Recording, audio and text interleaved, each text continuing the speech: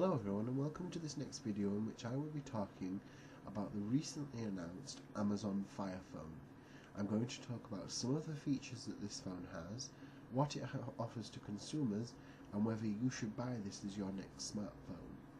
So the Amazon King Fire Phone has a unique camera setup in which it has four front-facing cameras in each corner of the phone's front plate. This allows it to use a feature called dynamic perspective, which makes the display sort of parallaxical and makes it so that the screen looks dynamic and 3D in certain situations and in different apps and different areas of the software. It also has a Firefly feature, which means that you can basically take a photo of any product or let it listen to a song or a program that you're watching, and it will come up with a link to the Amazon page for that particular product, and then you can go to buy it within a couple of clicks of going through the Firefly interface. The pricing of this phone, I'm not sure about UK pricing. It's for 32 gigabytes. It will be an exclusive on AT&T. And which will be $199 on a 2-year contract. For the 64 gigabyte, it will be $299, which is quite similar to the iPhone 5S in that pricing gauges on a 2-year contract in America. But the price off contract, just to buy the phone, for this 32 gigs, it's $650 for the 650 US dollars, that is, and for the 64 it is 750 US dollars. So who is this phone for in terms of like what kind of consumer I think would buy this phone?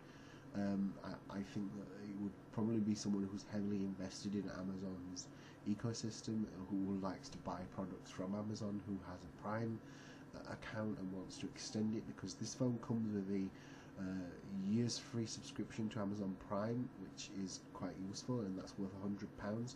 So if you take that away from the cost of the phone, you're actually paying either $99 for a 2-year contract or $199 for a 2-year contract in America particularly. It also comes with unlimited photos cloud storage, which is good because I think Amazon wants you to take lots of pictures with this phone. It has a decent Snapdragon 801 processor. It has the same internals as most of the flagships, and it has a 13 megapixel camera with OIS, which is interesting. And I think that this phone is quite compelling, but the fact that it's so expensive for what it is, and it has a 720p display, I think Amazon's going to struggle because they've made it an exclusive on one particular carrier in America particularly.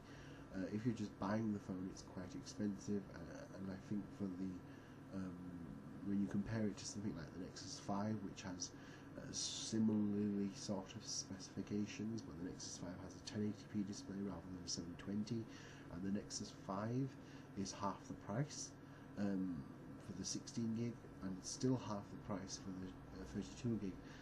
I think Amazon really needs to evaluate the pricing structure, and it will probably bring that down once it starts to see that people aren't really going to fork out that much money for a phone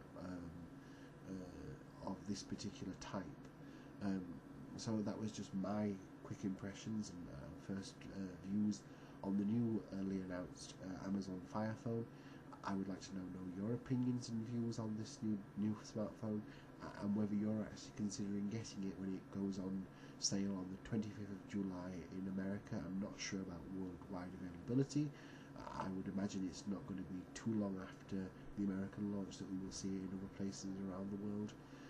But yes, if you have any opinions or comments about this new phone, please leave these in the comment section below. And if you want to follow me on any social networks, I'll leave these in the description and below as well. And if you liked this video, please hit that like button. And if you want to see more videos like this, please also hit the subscribe button. And we'll see you in the next video. Thank you very much for watching, and goodbye.